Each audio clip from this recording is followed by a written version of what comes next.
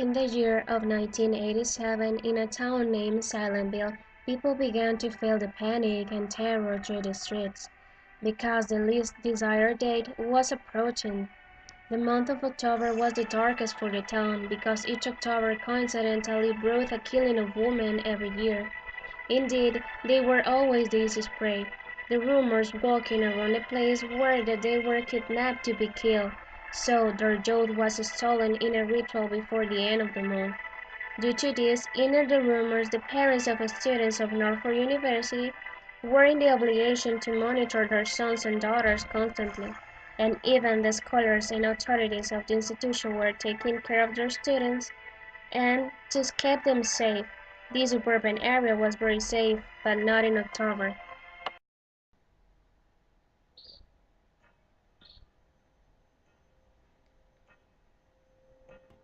An alleged victim who managed to escape from the scene told Martha Treville that she had been forcibly taken to a horrible place, and that she was still being persecuted by a cluster of mystical beings. She was filled with fear. Martha Treville was a young inhabitant of Silentville who had been forced to harvest her crops in October because the output had been successful.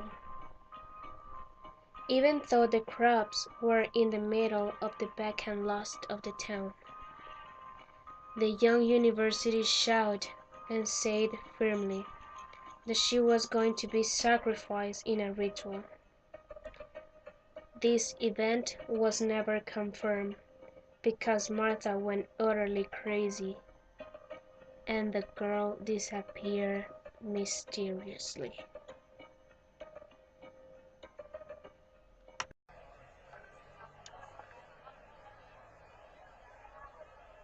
The years passed and the disappearances continued. Nobody could verify anything or collide with evidence that reflected the truth, that could help them trace the guilty individual. Hey, Bo, do you hear about Amy? What about her? The boy said that she disappeared. What? Amy? It's the second girl disappearing of the month. It's October. Do you know what happened in Silent during October? What is happening? Could you explain it to me? I do not understand. For many years in Silent October is a dread month. Many girls disappear and are never found alive. Is that true? You must be kidding, Agatha. Bob did not know what was going on in the town. He was a new exchange student who had only been attending college for a few weeks. His eyes were blazing with anger when he found this out. His mother, Detective Scarlett, had been transferred to the Silentville police station to investigate the disappearances. This case had been granted to her because she was the best of Los Angeles Division. She was famous for her investigation tactics and her searing abilities to find the maneuvers of the most noxious criminals. Scarlett knew what her job would be, and she decided not to tell her son anything because she believed that this would make him doubt. Mom, you must tell me it's a lie. What do you mean, Bob? We are here for that, right? Why didn't you tell me? I don't want to move the trust to get stained. Tell me what you're talking about, Tommy. We are here because the strange disappearances of those girls, right? Who told you? Agatha told me. Is it true? Just but let me tell you what happened. If I had told you before, you would be dead of fear and you wouldn't be concentrating school as you should. Mom, I'm not a child anymore. It was for your comfort and security. I love you so I would never let anything happen to you. Stop deciding for me, Mother. The next morning, Scarlett got up early and went to the psychiatric hospital in town because she needed to find clues to the disappearances. Martha Treville, the young woman who many years before had told everyone that tragic story of the girl in the crops, was in this place. Scarlett needed to know what had happened that day, and the exact place of the event to begin the investigation.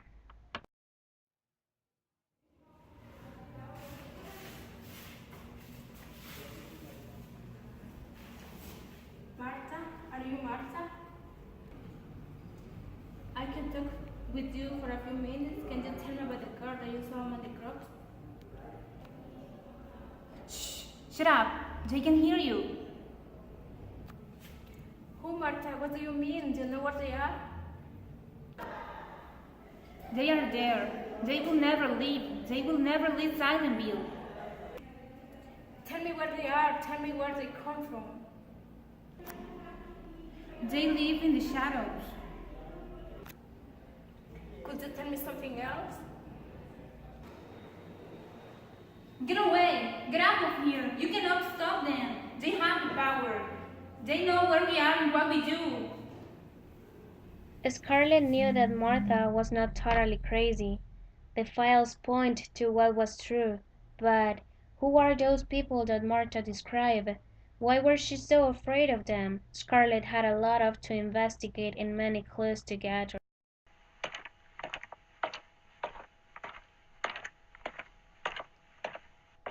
Alicia walked home. That day, classes had finished early because the security arrangements were taken starting that day.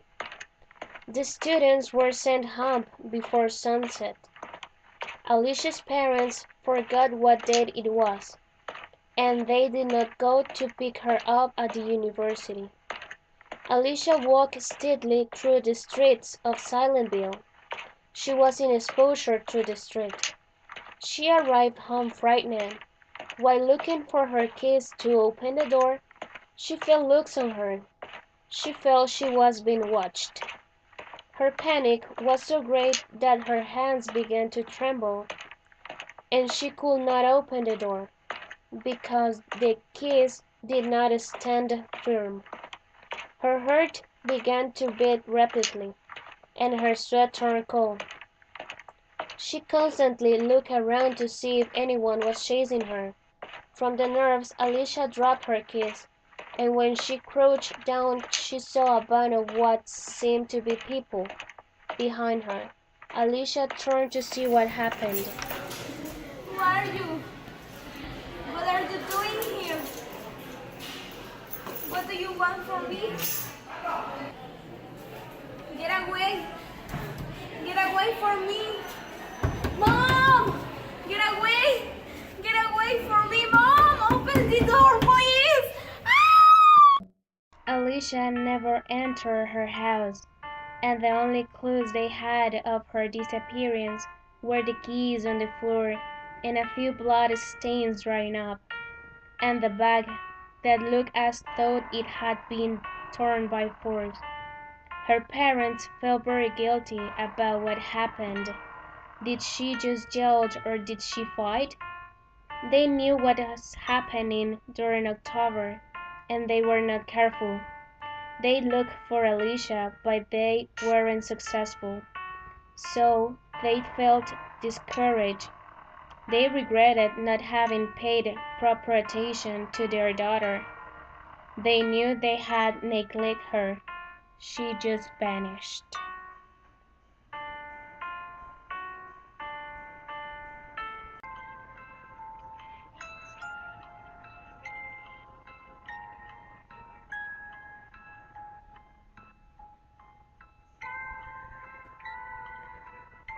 It was around 4 in the afternoon. Amy was in the university library awaiting for her father to go home. Her phone rang. It was an unknown number. Hence, Amy did not respond.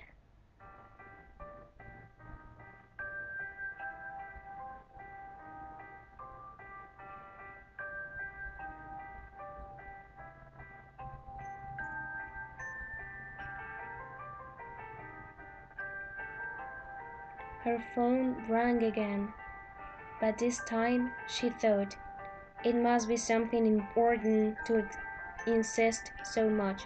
She took the call. Hello, who is it? Is your name Amy? Yes, it is.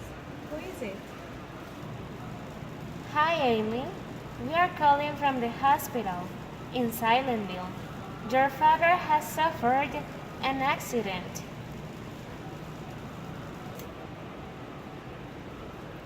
My father? What happened? He's fine?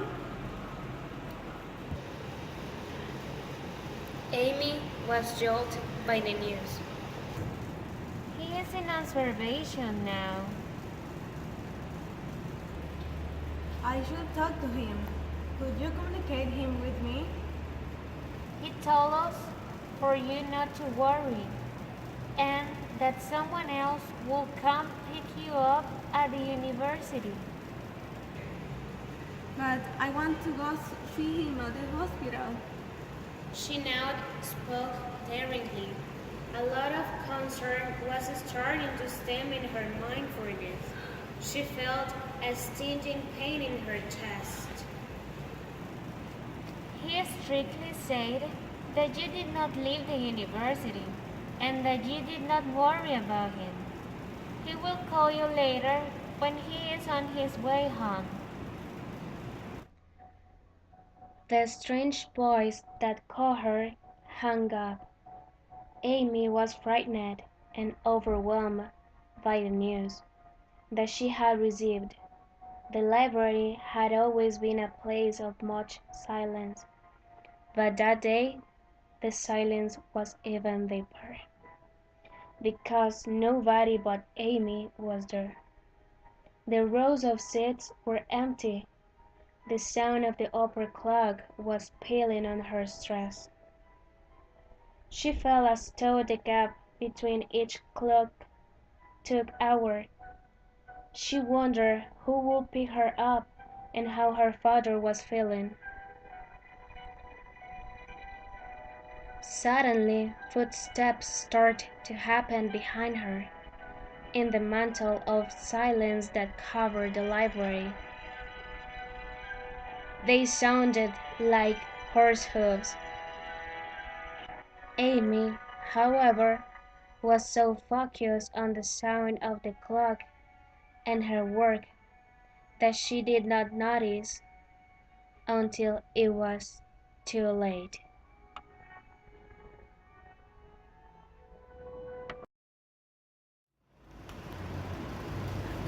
Do not shout or make any sudden movement. No one will be able to hear you. You will scream in vain.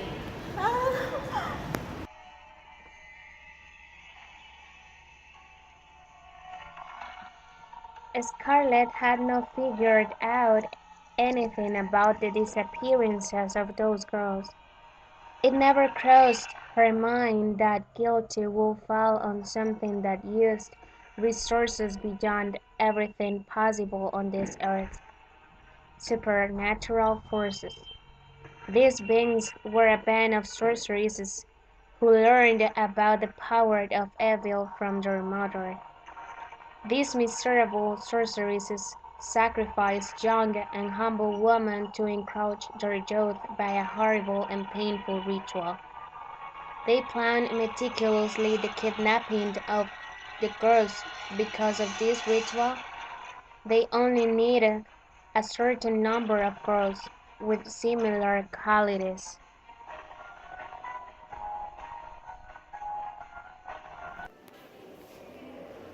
Blavatsky, what is necessary for the sacrifice is almost complete. Shut up, Greta. A girl is still missing to complete the circle of victim. Do you remember that girl? Bob Johnfriend, the pathetic detective son. Agatha, that crazy girl, Martha's granddaughter. Who is Martha? That silly woman who tried to save that young girl from the crops. in one of the previous rituals a few years ago. And for that reason, they thought she was crazy. That woman who found the release reached the girl she was trying to help out. You think that woman knows the true power of relic? You think she knows that by burning them we will die? No, that silly woman does not even know who we are. Let's stop thinking about that and let's talk about the plan to kidnap Agatha and complete the victim for the sacrifice. Clarabelle, you must go for her while we take care to the victims do not try to escape, and we will prepare everything because the day of the sacrifice is coming. Okay, but we need to plan as well because that detective is behind her plot and we should not let any clue that leads to us.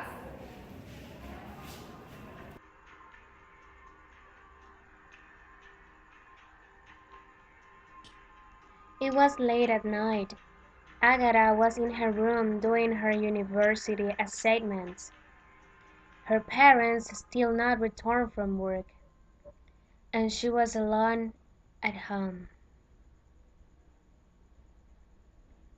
Clutterbuck knew that because she had planned every detail of the kidnapping to the dot. Inside her room, Agatha felt how the energy had turned negative from one moment to the next. She was paralyzed for a second, and the only sound that was heard was that of her own breathing.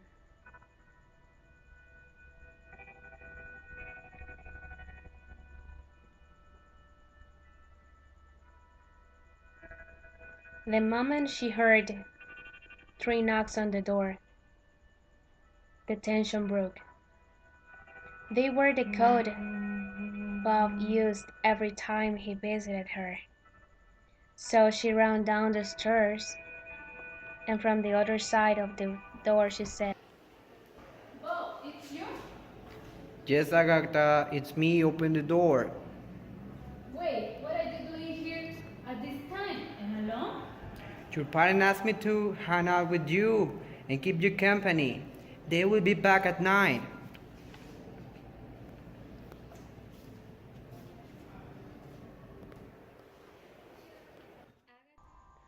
Agatha decided to open the door and realized there was no one outside. She felt chills all over her body and panic gripped her. She quickly locked the door, but at that moment it was too late. Noises were occurring inside the house and Agatha trembled.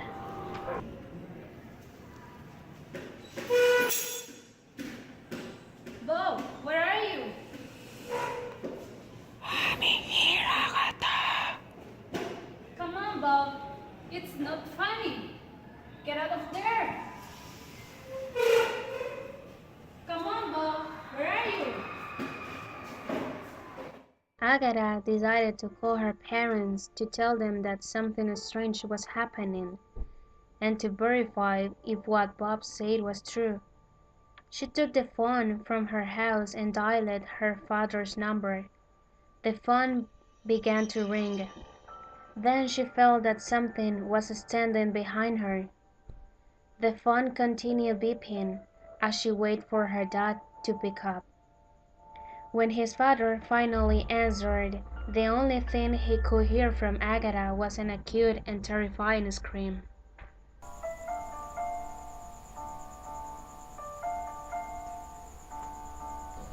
Since the disappearance of Agatha, her parents looked desperately but unsuccessfully for her. They never gave up, but they felt discouraged. After a few days, they called Detective Scarlett. Bob was there, trying to support her family because Agatha was his friend in college, and her parents were emotionally harmed. Agatha's parents told the detective everything that had happened that night. and she took notes of each detail. Scarlett knew that the only person who could entangle all suspicions was Martha, the supposed mad woman from the psychiatric hospital. She had to sort all assumptions, she thought, to avoid to diverge from the truth. Determined to find all the girls, including Agatha, the detective went to the psychiatric for the second time. This time she will not leave empty-handed. She was willing to do anything to end the case. Oh, I am here, right? I guess that you hear about what happened to your granddaughter Agatha. Martha, you must tell me who, what they are. What do you remember? Where are they hiding and why? If I tell you, will you believe me and I shall ask you to take me out of here? If you work with me, I promise to get you out of this place. Come closer. Only you and I can know this. They are somewhere in the fields or beyond. I'm not sure. They are a group of sorceresses who perform every ritual to renew their youth, and their ending will never come. In time before they believed me crazy, I investigated a little about what I have seen, because that day I managed to take something that fell from the girl's hand. Were relics, and they are linked to them. I discovered that by burning the relics, their spirits and bodies will be defective. Relics now. We must board them. Why haven't you done it before? When I found out, I told the people of the town, and they accused me of being crazy. Then, I decided to bury the relics in front of the crops. The place is marked with a cross made of stones.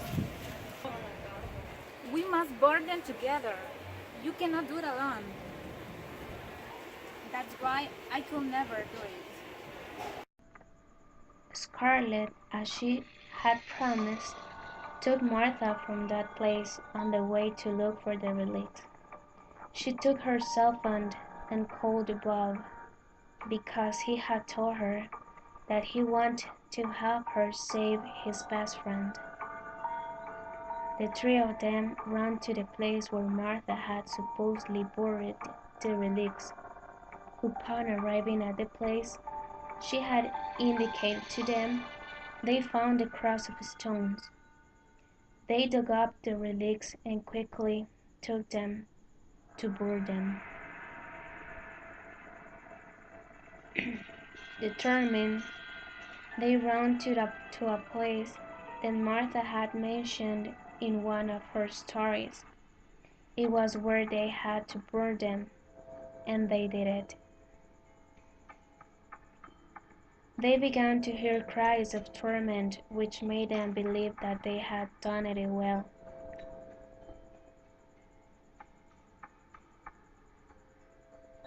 Bob looked around and stopped when he saw tracks that were about to disappear. He noticed that those tracks were hidden to the hill behind the crops.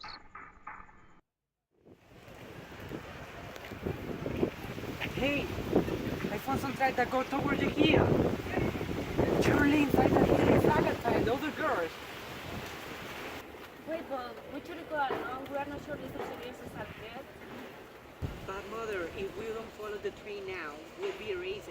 Because if that, and the wind can blow it, then we will not exactly how to get there. Wait, son, this is very risky and we are undated. What are you afraid of, Scarlett? The sorceresses are gone. They will be defeated. I'm sure that are the people who are asking for help. We must go, mother. Agatha is in there. If something happens to her, I will not forget myself. Okay, let's go, but we children might be near each other. They followed the trail accompanied by fear and much silence. Each time they came closer to the hill that abutted the crops, they felt how the negative energies surround them. Scarlett, I'm afraid. I'm scared. I'm aware of what I said, but I don't want to continue. And if it doesn't work, Martha, we are already here. We cannot turn back. We must continue with the plan. Martha had a dog and a strange editor.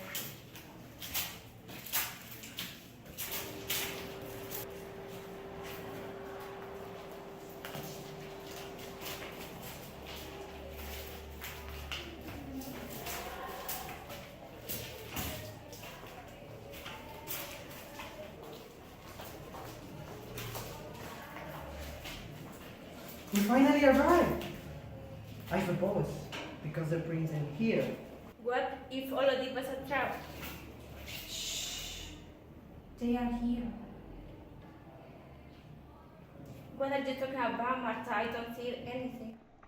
For a moment, the breaths of Scarlett and Bob accelerated when they hear Martha say, "They are here." The anger presents itself and the fear took hold of them. A moment of paralysis wandered through the place, when suddenly they heard a broken voice that with great difficulty said help. Martha and Bob react, and even with fear they follow the tenuous voice that asks for their help. That voice comes from a dark cave settled inside a hill. Scarlett was not sure if she would continue with the plan, but then they hear that voice again. This time it mentioned a name.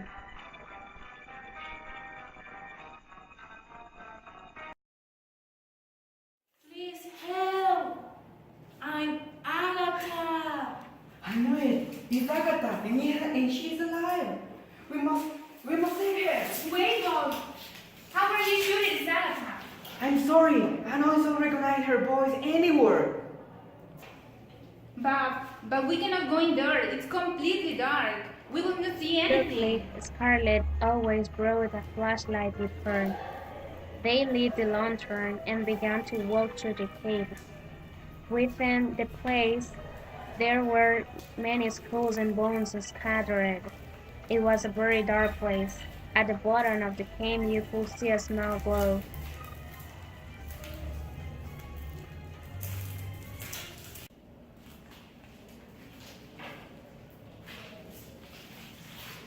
Martha, are you okay? What's wrong, Martha? Answer, please. This cannot be happening.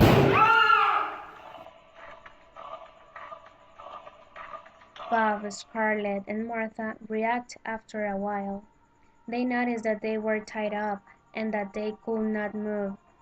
They were right in the same place with the victims, and there was Agatha. There was a circle drawn on the floor, many candles around, old and strange books, schools and knives. Also some old foods that seemed inedible, things that would terrify anyone. The atmosphere was taut and full of fear, and as though that was not enough, the sorceresses were there.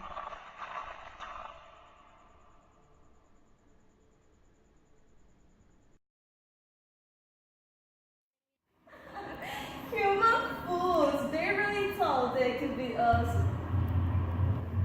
Are you comfortable, dear Martha? What happened?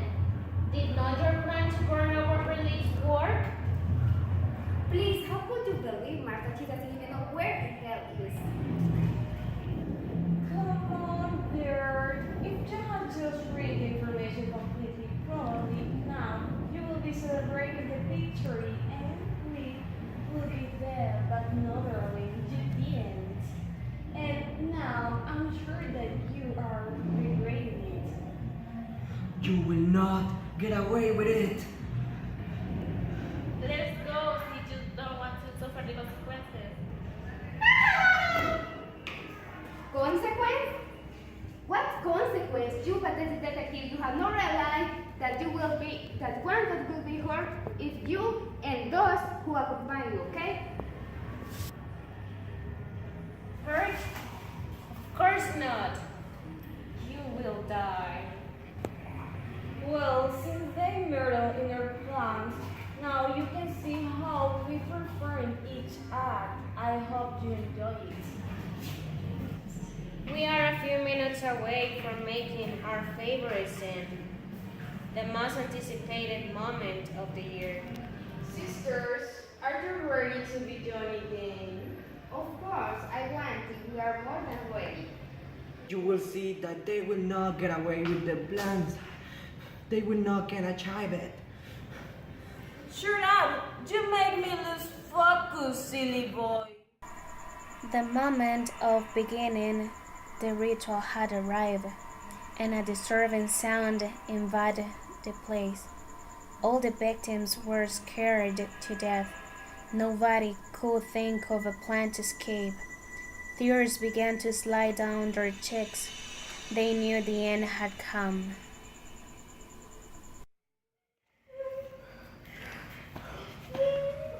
Sisters, friendly girls, I feel anxious to take over your job. You're not the only one who is anxious, sister.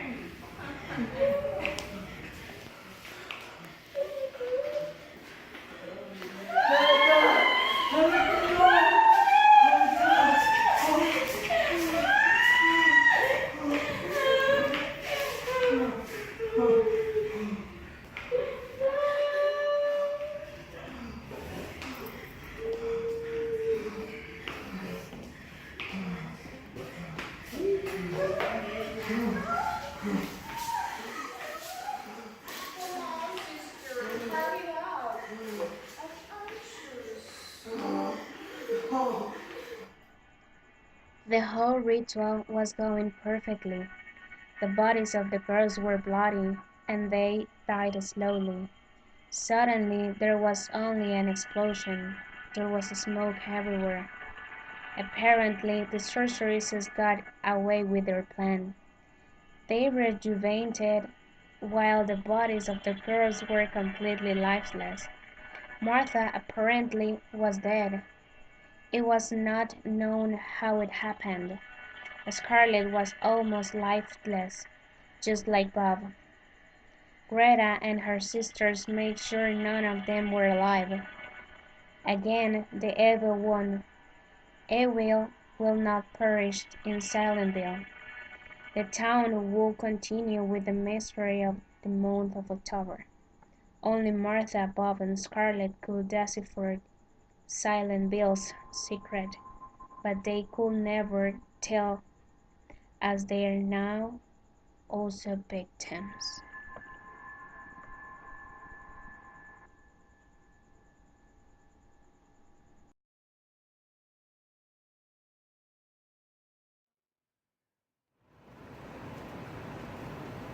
We are the secrets of Silent